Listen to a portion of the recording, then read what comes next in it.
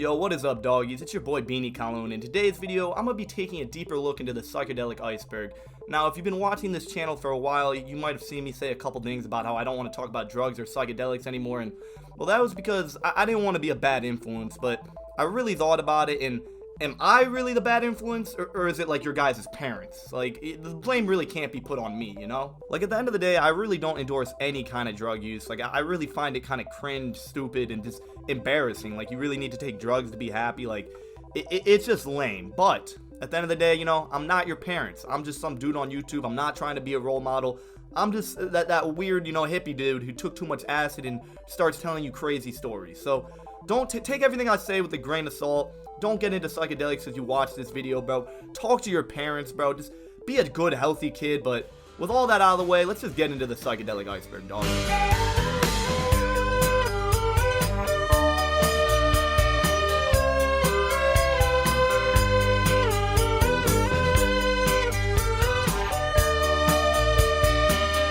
Penis envy. Now, penis envy is a strain of mushrooms that it looks like a penis. And well, the most notable thing about this strain of mushroom, besides that, you know, looks like a penis, is that it's 2 to 3 times more powerful than your average strain of mushroom. And from my experience, this is very true. I've only gotten penis envy shrooms like one time, but I remember I ate 1/8 of them, and I started watching Monsters, Inc., thinking that, like, you know, I would have a good, fun time. But instead, I was just sent into another dimension, tripping absolute sack. I couldn't make it past like 10 minutes. I remember the spider dude came in, and it looked like he was walking on screen for like 30 minutes in 1080p, ultra high K 4K, and like, I just saw each one of his little legs. Like, shit was scary. The point is, if you're taking penis envy shrooms, get ready to just be tripping absolute sack. LSD, you decide. This was an anti-LSD PSA made in 1969, sponsored by the Lockheed Aircraft Corporation. This same corporation would also make 3 other PSAs, one about heroin, one about amphetamines, and one about barbiturates, but for this, we're only talking about the LSD one because it's the funniest and it's the only one related to psychedelics. Now, I've already gone into detail making fun of this PSA if you've seen my anti-drug PSA video. And asked me if I wanted to try some acid. I had read about it in the newspapers and heard a few friends talk about it, so I was curious. I was pretty jacked up on marijuana, so I decided to try it. Hey, we've all been there. There's nothing wrong with getting a bit too jacked up on marijuana and then deciding to drop some acid. Basically, in this PSA, this girl starts tripping sack and hallucinating that she's talking to a hot dog. Like, it's pretty funny. And I looked down at the hot dog and there was a face on him. Eyes, nose, a mouth. I had put the ketchup to where it looked like his hair. And he started telling me that I couldn't eat him. Like, goddamn, I've heard acid was more powerful in the 60s, but I didn't know this shit had you talking to hot dogs and whatnot. Like, I'm trying to get to that level, to be honest. Brown sugar MDMA. Now, I'll be the first to say I'm no MDMA expert, as it's never a drug I got into, as, you know, drugs are bad for you. But from the research I've done, you know, looking at a variety of different drug user forums, I found that MDMA can come in a variety of colors, including purple, brown, yellow, clear, and basically just anything. This color is going to depend on, you know, how it was cooked, and also in some cases if they put other substances into the MDMA. So judging purely off of color and looks of your MDMA is not a good way to find out if your MDMA is pure or not. The only way to know for sure is if you test it. But specifically talking about brown sugar MDMA, from what I found on, you know, these drug user forums, is brown sugar MDMA is most likely to be stepped on, you know, have other shit into it, or just be very shitty MDMA. According to MDMA users I could find on the internet, the best, most pure kind of MDMA should look mostly white with hints of brown or hints of yellow. So basically, brown sugar MDMA is basically just mids MDMA, and also likely to be laced with something like fentanyl or meth. So don't do brown sugar MDMA. Don't do drugs at all, but not the brown sugar. No. 25I NBomb. This drug is often referred to as NBomb and produces very similar experiences to LSD, just in my opinion, they feel a little bit more shittier and more like you're on a drug. And also the thing with this chemical is it can literally kill you, so, you know, it's just a lot shittier than LSD. The only real reason people use this drug is oftentimes plugs will sell you NBomb saying that it's LSD, as maybe it's all that they could find, or it's because this chemical is just cheaper to produce. Now, it's hard to really describe the actual effects of this drug, as there's basically hundreds of different chemicals that fall under the category of NBomb, so if you end up buying NBomb, it's impossible to really be sure which kind of NBomb you got. As well as these chemicals are just a lot less researched, as they're a lot more new than LSD is, and, you know, LSD's been researched for like 50 plus years.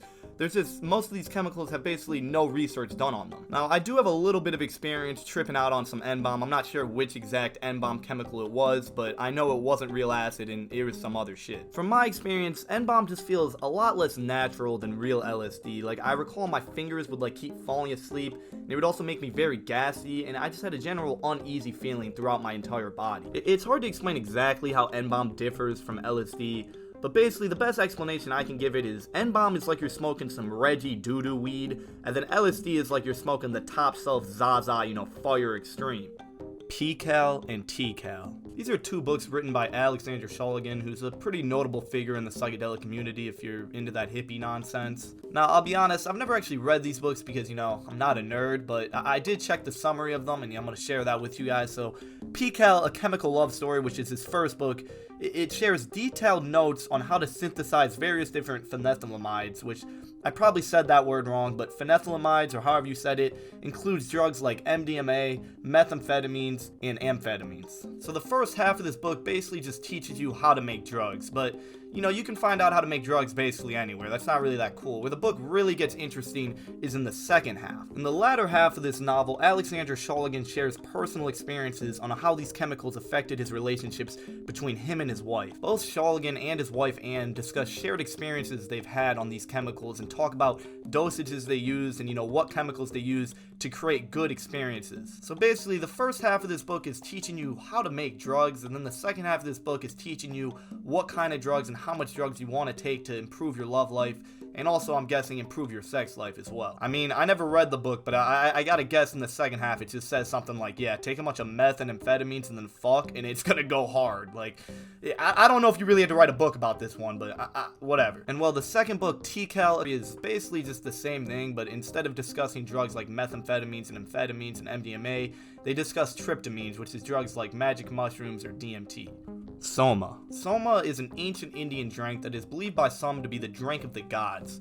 This drink is known to create strong feelings of euphoria or even invincibility into the people who drank it. The actual drugs that made up this Soma drink are unknown because it's just an ancient drink that was only used in India, but regardless of whatever they were putting in this drink, all we know for sure is it was definitely making them trip out. A quote I found on some ancient scripture or some shit states that, "We have drunk Soma and become immortal.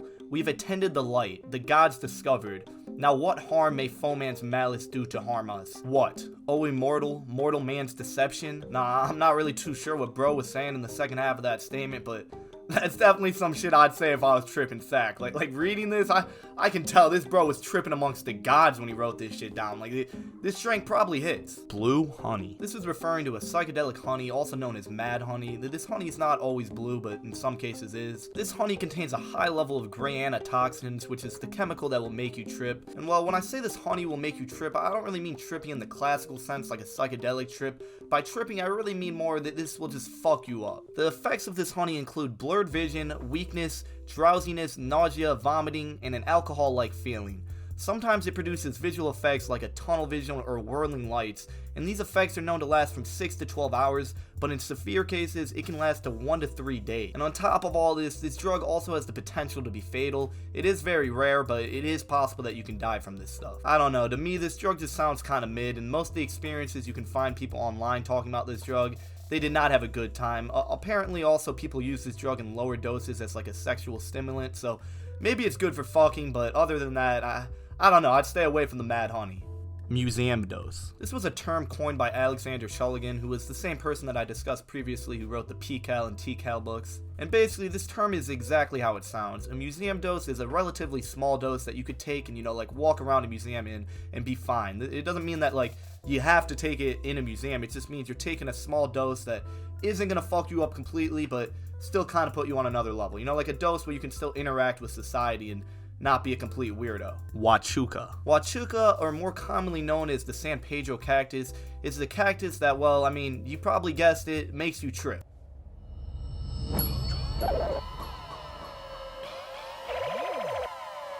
Drink cactus juice.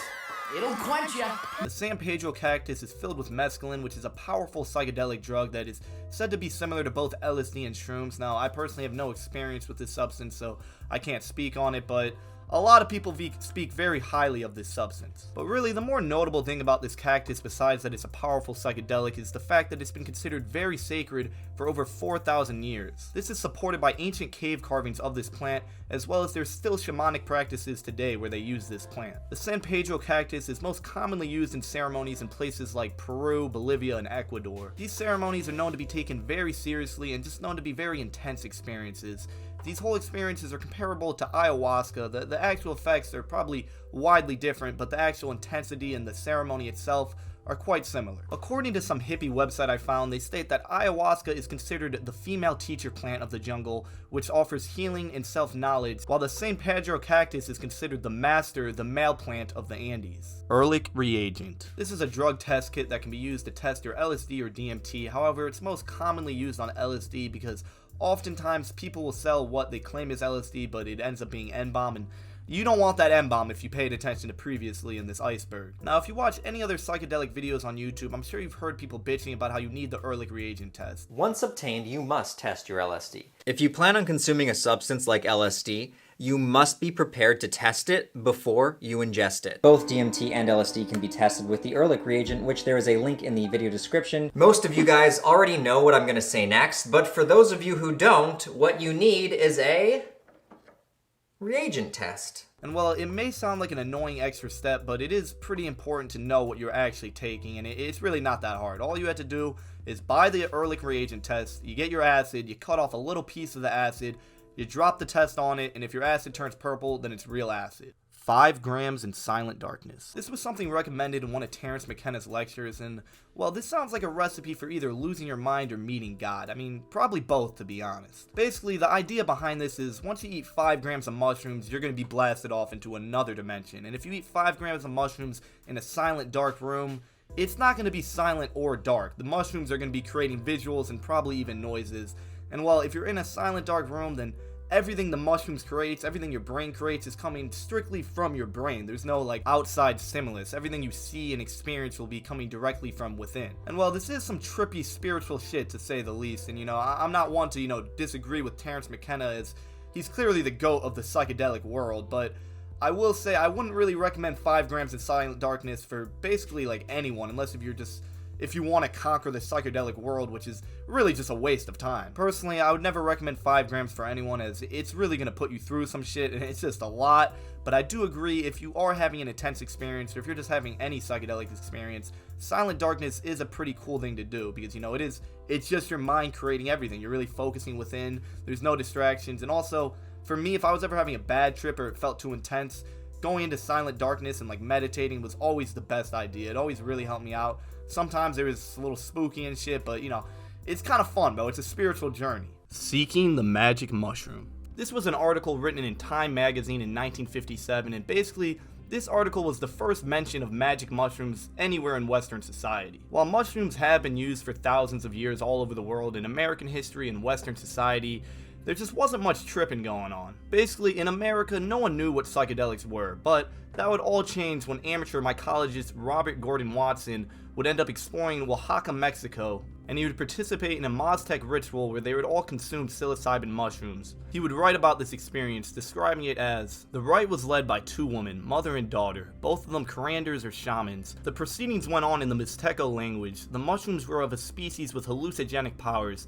That is, they caused the eater to see visions. We chewed and swallowed these acrid mushrooms, saw visions, and emerged from the experience awestruck. We had come from afar to attend the mushroom rite, but we had experienced nothing so staggering as the virtuosity of the performing curanders and the astonishing effects of the mushrooms." This article goes into further detail about both their experience with the tribe and their experience with magic mushrooms, and also goes more into detail about how these mushrooms are used as a spiritual religious practice for these people. This article also shares many pictures of this mushroom ritual along with drawings of the psilocybin mushrooms that they use. And really the cool thing about this article is just the history behind it. Like today you can find tons of stories of psychedelic tribes or rituals that people go through. You can find full videos of the experience, but back in the 1940s no one even knew this existed. Like this was an insane article. Imagine just not knowing anything about psychedelics. You're reading the magazine and you're hearing about a mushroom that just makes you see visions and is connected to God and spirituality. Like, I don't know. To me, it's certainly a pretty cool piece of history, and you can still find the full article online. So,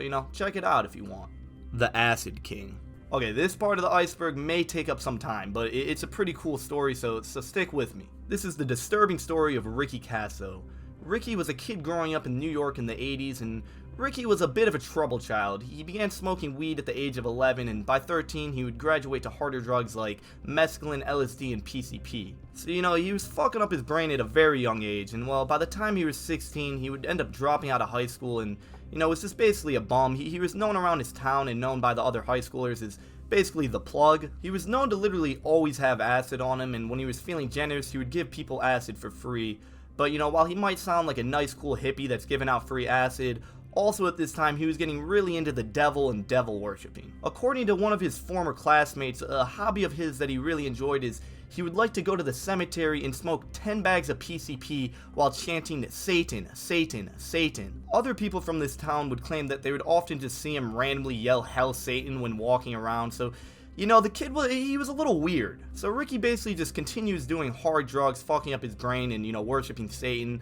And what he does next is really what anyone in his position would do, and that is start a cult. So Ricky would start a cult called the Knights of the Black Circle, and I'm not gonna lie, this cult really wasn't anything special. It only had 4 members. I'm just gonna read off their first names because fuck me, I don't know how to pronounce these last names. But the cult consisted of Ricky, Jimmy, Albert, and Gary, and this was basically just Ricky and his friends. Together, they would usually just go to the woods, do hard drugs, and worship the devil, but they were also allegedly known to have taken a couple of the locals' pets and, sacrificed them to the devil, so they were getting up to some shenanigans that they were up to no good. Now, where the cult really gets interesting is the drama that would ensue between Ricky and Gary. The beef between Ricky and Gary would begin on April 21st, 1984. This was after Ricky and his gang would attend a party in the woods where they were all just doing a bunch of drugs and getting lit. Ricky, however, was the first one to pass out at this party, and while he was asleep, Gary stole 10 packets of PCP from Ricky. And when Ricky woke up, someone informed him that they saw Gary doing this, and Ricky, he ain't no bitch. Ricky would proceed to beat the shit out of Gary, and Gary would end up giving him back 5 packets of PCP and promised to pay him back the rest. However, it was said at this point, Ricky really didn't even care about the money anymore. He just wanted to beat up Gary, so the next couple days, every time Ricky would see Gary, he would just beat the shit out of him. And there's stories from other people of the town that said they would just see Gary just coming out of corners all bloodied and fucked up. Ricky just kept beating his ass. At this point, why Gary would even want to be friends with Ricky, I really don't know, but I guess he just had no one else. But at some point, Gary would end up buying a knife for self-defense because, Ricky would just keep beating him up. However, it wasn't the knife that would protect Gary from Ricky. What would really protect Gary is, it was near this time Ricky would get institutionalized for, being insane. The kid just does PCP and worships the devil. He's a crazy dude. But somehow, after 8 months of being institutionalized, Ricky would convince the doctors that he's not crazy and that he doesn't worship the devil. Ricky was released on June 19th, 1984, and the first thing he would do would be to invite all his friends, including Gary, to go get fucked up in the woods. And all his friends and Gary at this time had thought that he'd forgiven Gary, as it's been 8 months and he was just institutionalized. They thought it would just be a good time smoking PCP in the woods. However, it would not turn out that way. The 4 of them would go to the woods, start a fire, and then take a combined of 30 to 40 hits of LSD and PCP, all together, split between each other. But, even still, starting a fire in the woods and taking 30 to 40 hits of LSD and PCP, that's certain to literally summon the Antichrist. That is fucked up. As the night grew cold and the fire became dim, Ricky suggested that they threw Gary's jacket into the fire to keep it burning. Gary obviously refused this, but Ricky just kept pushing it, and eventually he would cut off the sleeves and throw it in the fire. This kept the fire afloat for a little bit longer, but once it started dying down again, Ricky suggested that they could use Gary's hair to keep it burning, and Gary was still being a bitch and saying, no, you can't use my hair, and Ricky was really not having any of that, so Ricky held down Gary, forcefully cut out his hair, and threw it into the fire. Gary would respond by saying, I'm getting bad vibes, you're trying to hurt me. And Ricky would respond back saying, hurt you? I don't want to hurt you, I want to kill you. Immediately after pouncing onto Gary and then biting him in the neck and stabbing him somewhere from 17 to 36 times. And during this stabbing, he was also shouting, say that you love Satan, in which Gary would only shout back saying, I love my mother. So yeah, pretty fucked up situation, I ain't gonna lie. Just imagining Ricky stabbing him, telling him to say that he loves Satan, and him in his dying words just saying that he loves his mother, I don't know, that's some powerful sad shit. I don't know what to make of that, but just damn, like, I don't know. Oh, and Ricky also took out Gary's eyeballs, and well, this murder would go unnoticed for weeks as, Gary's parents, like, really weren't that close to him. They were used to him going weeks on end without seeing them, so they didn't, like, report a murder. Basically, like, no one really even knew he was missing, but Ricky did his best to, get caught by the police. He would literally go around telling people that he had murdered him, and I think he even showed a couple people the body, and eventually, he would decide to, get out of his hometown as, the cops would find out about the body and would kind of get onto him, but Ricky and his friends, being dumb, just would end up coming back to their hometown, and at that point, they had known Ricky and his friends had committed the murder, or at least suspected them, so they ended up bringing them all in for trial. This story would also end up making, like, national headlines at this point because of the devil worshipping part of it, and, the satanic panic. However, the local authorities and, people around the case had stated that this was not a satanic murder, it was just like a normal murder, but I mean, looking at the facts, it was a satanic murder. Once they got into questioning, Ricky basically just told them everything as, he was proud of the crime and just really didn't care, but an important part of his story is, in his story, he said that Jimmy helped hold down Gary when Ricky murdered him, and also his friend Albert, who was a part of the gang that they also questioned, said this same statement. So Jimmy and Ricky were both on trial. Ricky for the greater crime of, just like straight up murder, but Jimmy at this point was getting trialed for second degree murder as allegedly he held him down and helped him murder him. Ricky would end up hanging himself in his cell before his trial, so that's the end of the Ricky story. However, Jimmy was still claiming his innocence as he claimed he never held down Gary and never helped in the murder in any way. He had told his lawyer a story of what he had thought happened that night, and his lawyer said it was a very believable story. The only issue is he told him 2 to 3 very believable stories about what happened that night, all completely different, and he was just having a hard time keeping his story straight. And this lawyer would end up asking Jimmy why he can't just stick to one story, and Jimmy would respond by saying, "Mr. Nalberg, when the trees are melting and the stars are racing across the sky, it's hard to remember what happened." After this, Jimmy's lawyer figured out how he could win this case. Now, in the case, it was basically just Jimmy's word versus Albert's, as Albert was claiming that Jimmy held down Gary and helped Ricky murder him, and Ricky claimed the same thing, but Ricky was dead, so there was no more questioning Ricky. It was basically just Albert's word versus Jimmy's word. And while Jimmy's lawyer knew that they were all on a bunch of drugs that night, and Jimmy's struggling to keep his story straight, so most likely Albert also probably doesn't know what happened that night either. So to prove that Albert's story wasn't very reliable, they would end up calling Albert to the stand, and Jimmy's lawyer would ask him if he had saw a lion that night, as he had previously admitted to the police that he did. And Albert would respond with no, and the lawyer would follow up by saying, "Didn't you hear? There was a circus in town and the lion escaped." And Albert responded saying, "So the lion was really there?" And well, after this, I can only assume the entire courtroom gasped and applauded this lawyer for his just fire lawyering. Like, he really outwitted the fuck out of this kid. Like, that shit was smart. And also, besides this, he would also cross-examine Albert, just showing that his story just really isn't that reliable, as they were on 10 hits of PCP and acid. Like, no one really knew what was going on that night. Jimmy's lawyer would make the closing statement, "Ladies and gentlemen, I humbly and respectfully submit that only God Almighty knows or will ever know about what happened that night. If Jimmy Trujano or Albert Quinanos deserve to be punished, it is the Almighty to make that decision." And after hearing all this, the jury would end up finding Jimmy not guilty. PMA. PMA stands for positive mental attitude. Now, this isn't something that's exclusive to, tripping out, as it's kind of just a good mindset to have. Basically, all this means is you need to have a positive outlook on life, and I mean, it's simple, but I really think it's great advice because, as a trippy guy, I personally believe that we create our own universe. Like, if your life's shitty, you're the one who's making it shitty, and even when you gotta do stuff in life that you don't really want to do or it doesn't really seem too fun,